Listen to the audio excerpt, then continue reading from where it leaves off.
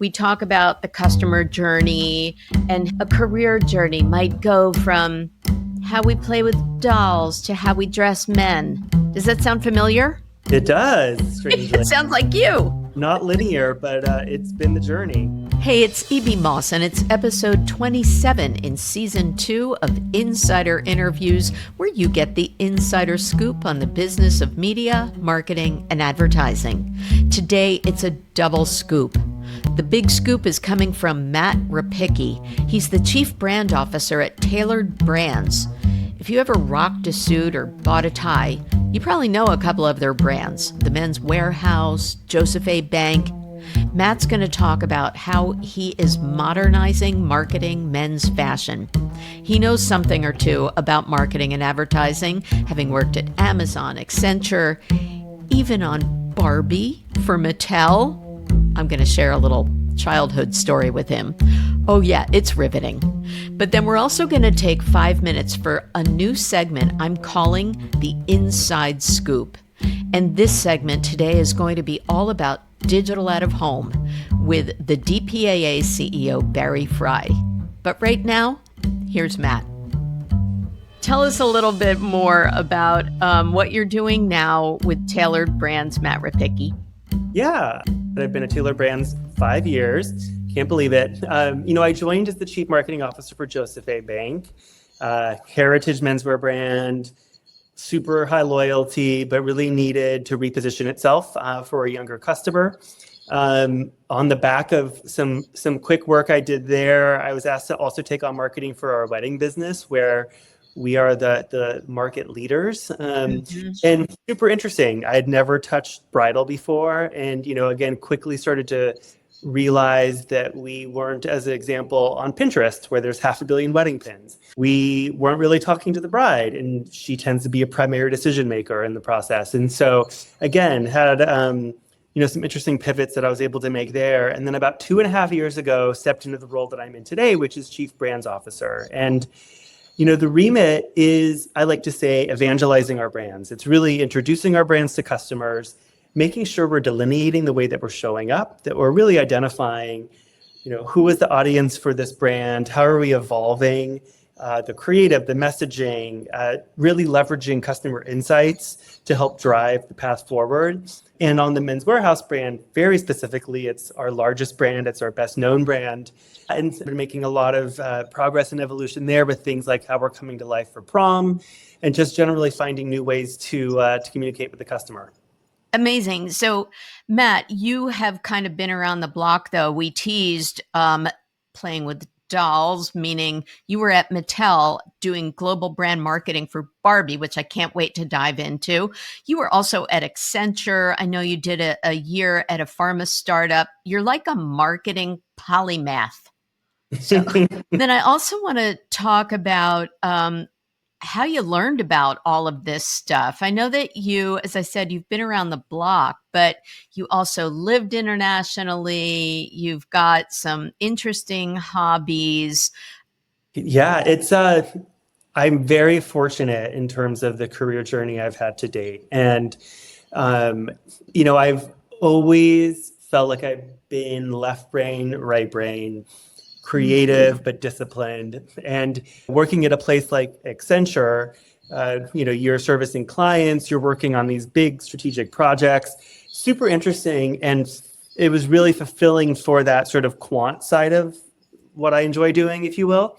Yeah. And when I first joined Mattel, it was in a really similar role. There was a small group of us who were tapped to lead global capital investment projects for the company. And I did that for a couple of years. It took me to Amsterdam for a couple of years. I was working in South America on a project there. And then lo and behold, got asked to lead a project which was opening a Barbie flagship store in Shanghai, China. And, this is where I got exposure to do a lot more sort of creative aspects of the job that I was in.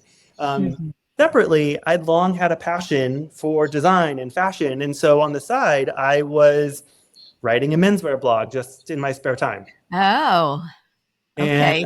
And I was creating note cards that on one side said the name of the the brand or the design house. On the other side, who was the creative director, so I could teach myself. And it was just a way that I could immerse in something that wasn't my day job, but that I had a lot of interest in. And the way that I got to doing that to what I'm doing today is that I got exposure, thankfully, to folks who were on the Barbie brand team who saw what I was doing in my day job, but also got a glimpse into the fact that I was creative and I understood design, I understood product, and asked the question, like, why aren't you in marketing? And I took that as a huge fortuitous leap and the opportunity to pivot my career. And none of that would have been possible had I not pursued my own individual interests. So interesting. And, the Barbie brand has been through so many cultural implications. I think, weren't you also didn't you have a little cameo in the documentary about it? Tiny Shoulders? That's right. I did. Yeah, I was, Star presence. Oh my gosh, if only a silent cameo. You capture me looking in very serious in a bunch of conference rooms, nodding vigorously. But yes, that documentary was filmed following us as we on the Barbie brand team developed the new and additional body types for the Barbie brand. And it was tracking the development, the decision making, the marketing, the PR, sort of how we were going to bring it to life and bring it into the world, which was an extraordinarily thoughtful process. And so Tiny Shoulders was basically the documentary of that process, juxtaposed with the interview of people who had, really clear points of view on what they thought about the Barbie brand, not all of it positive. So I was able to work on and, shepherd parts of that brand at a time that were really seminal in terms of the trajectory that the brand took and sort of where it's at today. That is fascinating. Yeah, a lot of bold-faced names, as they say, weighing in on that documentary. And I'll add a link to the show notes on it. I believe it's available on Hulu as well and on YouTube. Yeah. Well, you've had some experience in transitioning brands and keeping the customer satisfied, as they say. Your LinkedIn summary talks about how your mission is to drive brand transformation. So you've really had to do that to come up with some cool, compelling stories, given that Joseph A. Bank and the Men's Wearhouse are kind of heritage brands at this point, made famous in the 90s by, I'm going to do my best, George Zimmer. You're going to like the way you look. Right? How'd I do? There you go. You nailed it. Well done. So you've kind of been moving that brand line forward and coming up with, as you said, you like to do more compelling stories. What's an example of how you got in there and changed things up a little? I would say for me throughout my career, the brand transformation always rests on an insight. I've not ever led from a place of, this seems cool, let's do it. It's really based in what is the customer telling us? What do we think they want from us? And it doesn't give you sort of the hard and fast way forward, but it's directional in nature. And when you talk about Men's Wearhouse, you're right. George Zimmer spoke direct to camera to all of America for many years in a voice very close to the one that you just used. Thank you. I didn't have my beard on, but. Right. And if you talk to consumers today, everybody knows the brand. Everybody knows the original tagline. It's seeped in American culture. And so what we did a couple of years ago when we took You're Gonna Like the Way You Look, I guarantee it, and updated it to Love the Way You Look, it was on the back of a couple of consumer insights. One was that there's an inherent confidence in what we do for our customers. There's a level of service we provide, a level of care in terms of these are big moments that we're helping them with, and we want to make sure they don't just like the way they look, they love the way they look. Nice. And so there was sort of modernity to how we refreshed the line. But with that also means that even the visual cues are changed, the way that we're bringing the story to life have to change. And we really, again, mine customer feedback, customer insight, customer perception to drive how we're telling that story and bringing it to life. Great. And you're trying something new. You've thrown in some humor, I think. We have. That was. I'm already laughing. Very, very new for us. You and thankfully a lot of America were laughing. So it's been performing really well.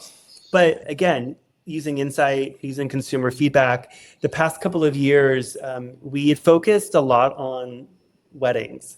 There were pent up demand for weddings coming out of the pandemic. And that storytelling was, I would say, more emotional in nature. We wanted to tug at your heartstrings, and it worked, and it was effective, and it was successful. But as we came into 2024, we really saw that there was an opportunity to sort of jolt the customer a little bit and have them turn their heads. Like, we have a lot of positive perceptions, but we also have some perception opportunities, one of which is sometimes people see us as the place their dad shopped, and that might prevent them from shopping with us themselves. So we looked at comedy as a way to sort of break through that barrier and have them just reconsider us. So humor took a tone that we felt was right for the brand, but it was, again, also based on the insight of confidence, and it showed this hero character just asserting themselves in these really sort of absurdist scenarios that kind of make you stop and think, but all through the lens of he has to go back to Men's Wearhouse because it's the only place that can outfit him for these really important moments. And he goes back, and men admire him and women love him. It's fun. That's right. I like it. And it's been really great to see there's been a quick response from consumers because we go into field every week and talk to customers. And not only are they tracking the campaign and associating it with the brand, which is always nice for work that is sort of done in a new visual direction, but it's changing the way that they're thinking about what they can come to us for, which is also part of the objective. Okay. Now, you haven't gotten rid of the suits and the tuxedos. I heard you say on a podcast not too long ago that you were admiring the trending double-breasted tuxedos, right? That's right. So this is the like non-marketing side of it, unless you have an answer for it. But how the heck do you prognosticate trends? How do you stay so current? Or maybe you're creating the trends, Matt. Tell me.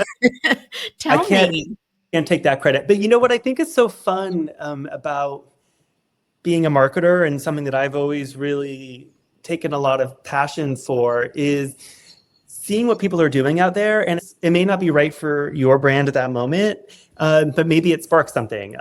My office always has a board up on the wall, and I'm very old school in this way, and I'll go and buy magazines and pull out things that are inspiring to me or catch my eye and throw them up on that board. And then my team comes in my office and kind of sees what's on my mind, and it inspires them sometimes too. But, I'm a voracious consumer of information, and whether it's Substacks that I subscribe to, or newsletters that I'm reading, or I just came back from a vacation that was inspiring because I'm just seeing new things around me. And so I think that's such an important part of operating as a marketer, and especially as a creative marketer, is really never being complacent at sort of where things are, but always trying to stay ahead of what might come next. And the double-breasted suit or tuxedo is not for everybody, but I'm definitely a fan. Yeah. All right. So I'm going to thread that needle a little bit. Sure. Yep. See how I did that? So there are fashion trends, and then there are media trends. So what is the equivalent of the double-breasted suit in media today? What are you seeing? What are you liking? Nice segue. Thank you.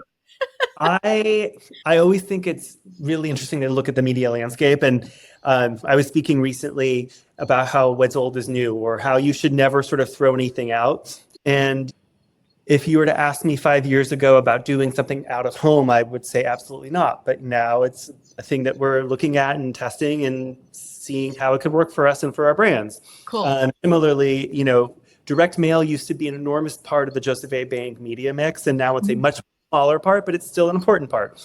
In terms of, where should brands be if they're not already, I would say TikTok. It sort of goes without saying, but surprisingly or interestingly, there are still brands I come across that are not putting paid dollars behind TikTok content.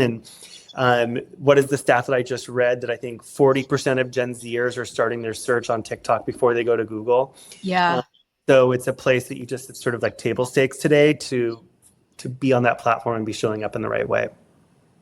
Yeah, I want to come back to this, but you did tee me up perfectly, because you're not going to believe this, but I'm starting a new segment within the show, and it's called The Inside Scoop, like a little mid-roll, if you will, to give people a deep 5-minute dive into a vertical or a trend. And I'm kicking it off in this episode with Barry Frey, who's the CEO of the DPAA. And he's going to take 5 minutes and actually talk about digital out of home and what's shaking up that space. Amazing. And then we're going to come back and talk about how tailored brands might use that, and definitely retail media, because I think that Sure. it's first cousin. All right. So here first is a little bit of inside scoop. And today we're talking all about digital out of home with Barry Frey, Mr. DOOH himself. Hello, Barry. Thanks for joining. EB, always great to see you. You're here to give us the inside scoop on digital out of home and living in an acronym world. We call it DOOH, and you're at the DPAA. So I'd love for you to share briefly the what and the why. Yes, thank you for pointing to the DPAA, the what and the why of both. And I really just want to start with, as we promise, a top line on what the DPAA does. And what's the state of DOOH, particularly any trends happening now? So we are basically the global out-of-home trade and marketing organization that is dedicated to the digitization, the innovation, and the growth of the out-of-home world. We do three big things, EB. We grow the industry, number one.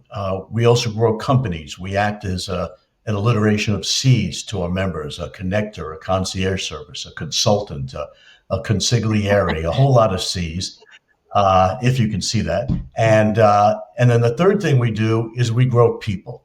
It's empowerment. It's actually, we do, WEDOOH. And it's an amazing program headed up by Jen Willie, who is a real specialist in helping to create inclusion and just terrific benefits from our interactive platforms that we do. And we actually just did one from London this week. So, and then we do programmatic training as well. So we grow the industry, we grow companies, and we grow people. Barry Frey, the hardest working man in showbiz, because I know you did just get back from London after another one of your new chapter events there. So give me a little sense of what's happening. Like, if you could name the top 3 biggest news points that's happening in the world of DOOH right now, what would they be? What's key? Programmatic has become our special weapon for gaining share. It has demonstrated the flexibility and the addressability in a powerful way for all of our members and all of our brands and our advertisers. So that has been great. We continue to grow. We now have, from when I got here, maybe 20 odd members. We now have 243 members in every continent except for Antarctica. We have every continent but not Antarctica, because the penguins do not look at any screens. They don't. All they do is stare at icebergs all day. You could put, outdoor digital on ice houses, though. All right, go on. It's a great idea. So that's happening. And then also there's so much great attribution now happening, showcasing how this works. Another big trend that we're fomenting is retail media. And that's a tremendously exciting area for us, because if you think about it, Kate Scott Dawkins, the great research and prognosticator of Group M, is talking about a $100 billion retail media business. Yet about 99.5% of that is online, yet 85% of purchases take place in real store. So with our members having software, hardware, screens, advertising capabilities, it is a huge opportunity. We have myriad members that are operating on the daily journey, on the path to purchase. That's so interesting. And that's very appropriate, because as you know, you are in the inaugural segment of an episode with Matt Repicky, and he is the head of brands for Tailored Brands. And I'm sure that they're hitting every one of those customers on the path to purchase using retail media in store and out. But We'll find out, so stay tuned. Okay, so we talked about you coming in from London. We talked about WeDo. You've got all of these great events, but the biggest of them all is going to be your DPAA Video Everywhere Summit coming up October 15th in New York. Tell us about that and why it's such a big deal. Yeah, thanks. And I'm so glad you've been there. It is a big deal. Firstly and foremost, it is the largest one-day media marketing event globally every year. And like you said, we get close to 1,000 people. It's a big, beautiful event. It's on the Hudson River at Chelsea Piers. And we attract the real leaders in marketing and media advertising. And this year, right before the actual biggest presidential election ever, or most consequential, we're going to have Steve Kornacki from NBC, who is known as the guy showing us every county and every electoral vote. It's going to be a lot of fun. But we have some amazing brands. We've got General Motors, Colgate, Universal McCann, the woman that runs sustainability for Omnicom, Group M, Danone, MasterCard, Wavemaker, Rapport, and other real leaders in the advertising and marketing world. This is where decisions are made, where money starts. You can go to just dpaasummit.com for tickets. I know they're selling fast. And I know that everyone's going to want to hear Broadway singers singing some tunes from Back to the Future. Am I right? You're right on top. You're au courant. Every year we have some great Broadway performers. And the reason is, look, New York is, and Times Square, the capital of advertising. We have so many people coming from around the U.S. and around the world that we believe in order to inspire and educate and inform, we have to also entertain a little. We always have them. We've had Ain't Too Proud on my stage, of which I danced with. He was great. We had last year the man who plays Neil Diamond on Broadway. Amazing. So this year we're going to have some more greatness and a lot of fun and excitement. So it does entertain and inform. I want to thank you, Barry Frey from the DPAA, for entertaining and informing us today on the inaugural segment of The Inside Scoop. And I will add a link to how you can register to attend the big Video Everywhere Global Summit, October 15th in New York. EB, look forward to seeing you there. So, Matt Repicky, we were talking about all forms of media and TikTok and out of home, digital out of home. I hope there's a place for audio. Of course. Theater of the mind. Okay. Of course. We'll talk. But I think I heard you on a podcast about 6 or 8 months ago talking about how you hadn't quite embraced retail media. Tailored Brands doesn't necessarily have one of its own, retail media network, but things are changing on that customer journey. And are you doing any more now with it 6 months later in any form? Sure. And I think, like I was mentioning earlier, never say never. It's not a place that we're currently showing up. And I think, there's probably some good reasons as to why, in terms of the type of product the customer comes to us for, the use case behind it, how that works, frankly, sometimes competitively with other retailers that have media networks, and how we would work with them or not. But I think it goes back to the adage of, never discount something, and it could always be on the radar. And one of the things that I love about the culture of Tailored Brands is that we test and we learn, and we test again and we learn again. And so within that, audio is never off the table. We just did some podcast advertising this spring. We're trying some things on Spotify, and, it may work, it may not work. We may try it and tweak it. I'll give you an example. A couple of years ago, I suggested that we test into gaming for our prom audience. And we did something on Twitch, and it worked okay, but not great. And instead of giving up, we tried it again next prom season, but we just altered the way that we bought the media, and it worked much better. So okay. I think it's in the spirit of, seeing what's out there, trying it, give it a chance. And, if it works, scale it. If it doesn't, learn from it and move on. Yeah. Well, I guess that's why you're the big cheese, and where you are, you're doing it all properly, test and learn, and you're not saying no.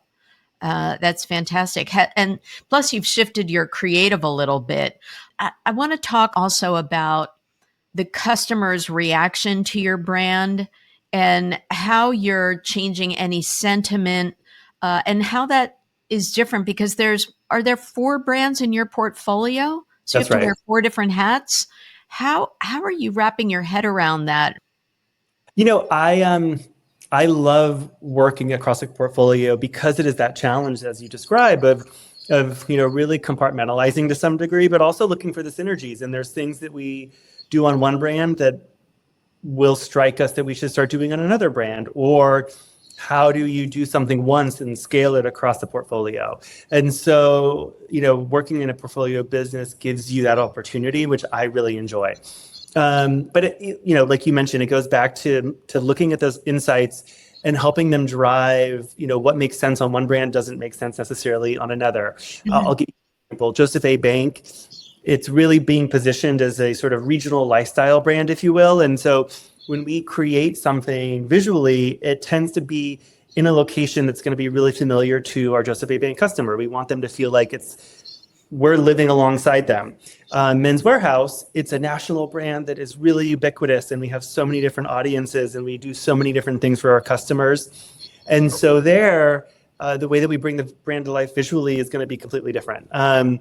And I have a really fantastic creative team who, frankly, I task with figuring all that out and coming back with some solutions. And they always impress me with their ability to do that. But I think that's a lot of fun.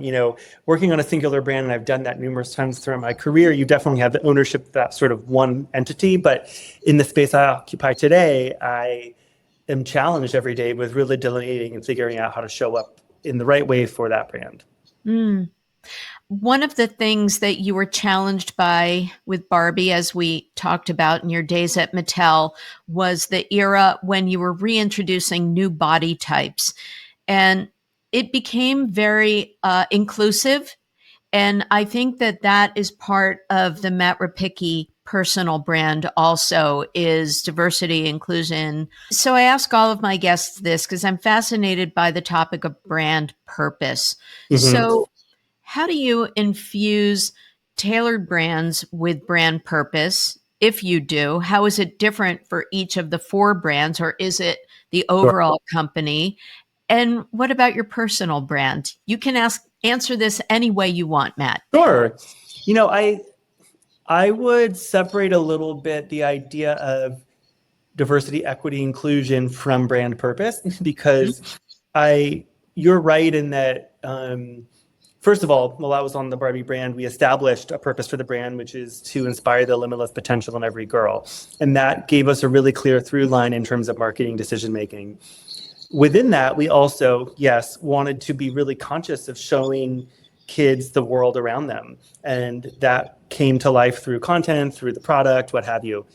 At Taylor Brands, I've similarly, done a lot of work to showcase to our customers the world around them, whether that's differently abled models, whether that's a different level of, diversity that we're showcasing in our campaigns. We've had same-sex couples in our campaigns for the first time.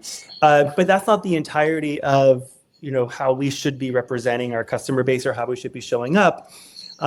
Taylor Brands, and I'm so proud of this, does a lot to support veterans organizations. And in the past year and a half, we've given our customers the opportunity to donate at point of sale and also support those organizations. Last year, with a company match, we donated $6.5 million to 4 nonprofits supporting veterans causes. Yay. And that is going back to purpose, a way that we feel like is really important to our customers. It's important to us, and it's a way that we can show up.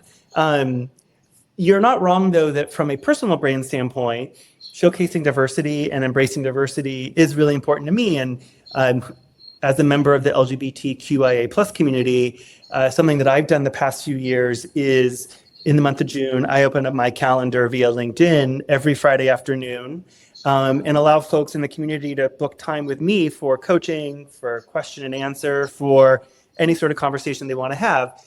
For me, that's the way that I can give back and also represent the community that I'm a part of.